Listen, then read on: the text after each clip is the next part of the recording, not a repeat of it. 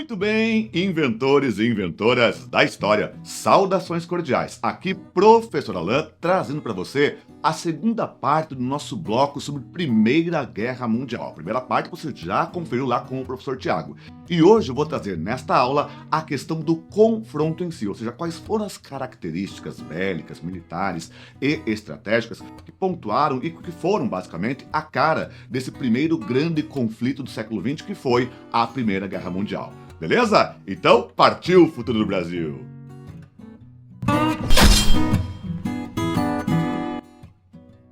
A Primeira Guerra Mundial foi o maior conflito do início do século XX. Não viria a ser o único, é verdade, mas ela tem suas características. E num primeiro momento, nos primeiros meses de 1914, houve uma rápida tentativa de avanço do exército alemão rumo à França, principal inimiga da Alemanha na Europa continental. Porém, para chegar lá, os alemães teriam que passar, sabe onde? Na Bélgica, um pequeno país ali bem no meio do caminho, né, entre a França e o Império Alemão. Porém, quando a Alemanha vai lá, viola a neutralidade belga e avança sobre o território belga rumo à França, isso leva a Inglaterra, que até então, embora membro da Entente, estava fora do conflito, a declarar guerra ao Império Alemão. Ou seja, o conflito se alastrava por todo o território europeu.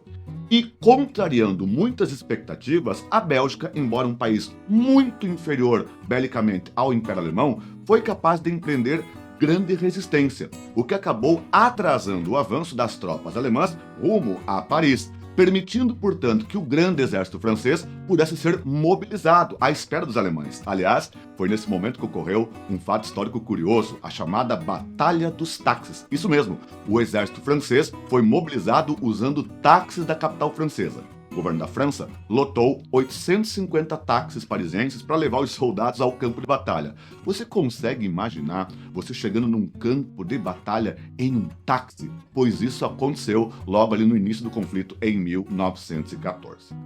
Uma vez finalmente vencida a Bélgica, então a Alemanha consegue passar e chega até os franceses. Mas os franceses já estavam, lembra? Esperando. E aí ocorre a primeira grande batalha do Rio Marne, a Batalha do Marne. Extremamente violento, marcou o choque primeiro das grandes potências.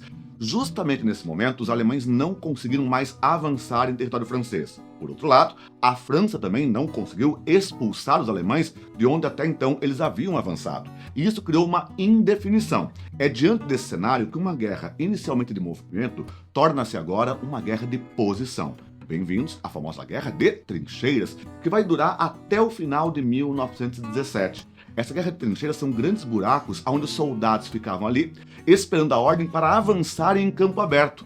E foram batalhas violentíssimas. Entre as mais violentas batalhas da Primeira Guerra Mundial estão, por exemplo, a Batalha do Marne, as duas, a primeira e a segunda, a Batalha de Verdun e também a terrível Batalha do Somme, onde morreram milhões de soldados naquele confronto. Além disso, também podemos aí destacar a Batalha de Caporetto, né, justamente ali no fronte entre o Reino da Itália e o Império Austro-Húngaro, que vão guerrear no norte italiano. Agora, o desenvolvimento da guerra, claro, levou a um novo surgimento de tecnologias bélicas prontas para matar, como, por exemplo, dirigíveis, aviões bombardeiros, canhões de longo alcance, submarinos e a mais terrível de todas as armas, que era realmente foco de tensão, foco de trauma aos soldados que guerrearam, que foi a arma química.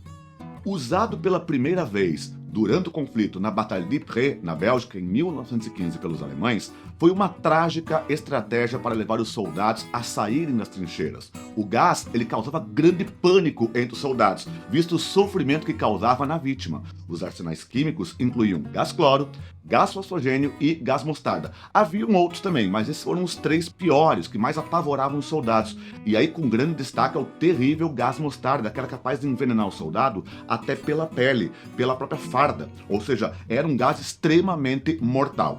A única esperança de sobrevivência em um ataque químico costumava ser, por exemplo, o uso de máscaras, as quais nem sempre funcionavam como esperado, além de serem muito sufocantes, especialmente no calor. Aliás, o tal dispositivo, a máscara, também servia até para a proteção de animais que estavam nas forças armadas beligerantes. Por exemplo, o exército alemão tinha até mesmo máscaras antigás para cães e também para cavalos. Outra arma que passou a demonstrar seu potencial, ainda no primeiro momento, é verdade, na Segunda Guerra Mundial terá ainda mais espaço, foi o avião. levando ao surgimento dos primeiros grandes ases da aviação, como o alemão Manfred von Richthofen, o chamado Barão Vermelho, que vai ser um dos maiores ases da Primeira Guerra Mundial. Agora, a estratégia das trincheiras, que vai ser o principal modelo da Primeira Guerra Mundial, baseada em um tipo de guerra de posição com apoio de artilharia pesada e ataques massivos de soldados em campo aberto contra linhas inimigas, marcadas e defendidas por metralhadoras, se mostrou extremamente mortal aos soldados. Imagina você avançar em campo aberto, tentando fazer um ataque de corpo a corpo, no meio de um campo sem qualquer tipo de proteção, e levando tiro de todos os lados, além dos morteiros. Então, ao longo do conflito, claro, o número de mortos dos soldados de ambos os lados vai ser muito alto. E não só morriam no confronto, ou seja, no momento em que você vai lá e atira em alguém, mas morriam até pelas condições sanitárias terríveis das trincheiras, com várias doenças que matavam ali, disenteria, entre outras, que causavam um grande número de mortos. As trincheiras eram locais extremamente sujos, insalubres, perigosos. Porém, a despeito de toda a mortandade, ao longo do conflito, houve um equilíbrio de forças bastante comum. Então, quer dizer, não tinha muito claro quem estava vencendo, se era a Entente ou as potências centrais. Porém, em 1917, diferentes eventos históricos abalaram a balança da guerra, como a Revolução Russa tirando o Império Russo do conflito e a entrada dos Estados Unidos da América na Entente após sucessivos ataques alemães a navios mercantes e de passageiros, como o mais famoso, o ocorrido contra o transatlântico Lusitânia, que é um navio mais ou menos do tamanho do Titanic, para você ter uma ideia, e que matou perto aí de 1.500 pessoas, muitos imigrantes que estavam indo para os Estados Unidos e também cidadãos americanos. Aí, diante da opinião pública, o presidente americano, Woodrow Wilson, vai e leva o país, então, à guerra contra os alemães. Agora, em boa parte da guerra, a principal força bélica das potências centrais foi, de fato, o Império Alemão. A Alemanha era muito forte, tá? Apesar das vitórias turco-otomanas, por exemplo, contra tropas britânicas, como na famosa e terrível para os britânicos Batalha de Galípoli, e da Áustria-Hungria contra os italianos em Caporetto no final da guerra, a Alemanha é quem seguia enfrentando de fato a Entente. Ou seja, no final da guerra vai ser muito mais a Alemanha contra o resto do mundo, né? A Turquia, aliás, já em 1915, promoveu a deportação forçada de milhões de armênios, que era um grupo que vivia no território turco-otomano, e que foram sendo eliminados sob a direção de um grupo nacionalista turco, os chamados Jovens Turcos. Ocorria assim o chamado genocídio armênio, com cerca de pelo menos 1,5 milhão de pessoas assassinadas ali pelos turco-otomanos. Aliás, até hoje, a relação diplomática entre a República da Turquia, atualmente, e a República da Armênia é praticamente inexistente. No último ano da guerra, o Império Alemão até tentou obter novas vitórias para talvez inverter o curso do conflito, mas era tarde demais. Por exemplo, tentou-se a chamada Ofensiva da Primavera e também a segunda e última Batalha do Marne. E ali a Alemanha realmente perdeu totalmente suas esperanças. O caso era sem solução. Os aliados alemães também vinham caindo um a um. A Bulgária, por exemplo, aliada da Alemanha, rendeu-se em setembro de 1918. Já o Império Turco-Otomano, em outubro, e, na sequência, o principal aliado alemão, o então Império Austro-Húngaro, colapsou totalmente. Então, a Áustria-Hungria também saía do conflito.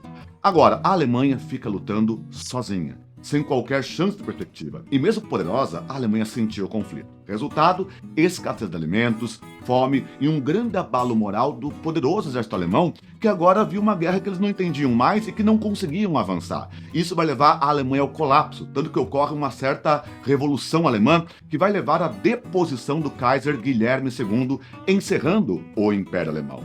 No lugar do Império, vai surgir uma república de orientação social-democrata comandada por Friedrich Ebert.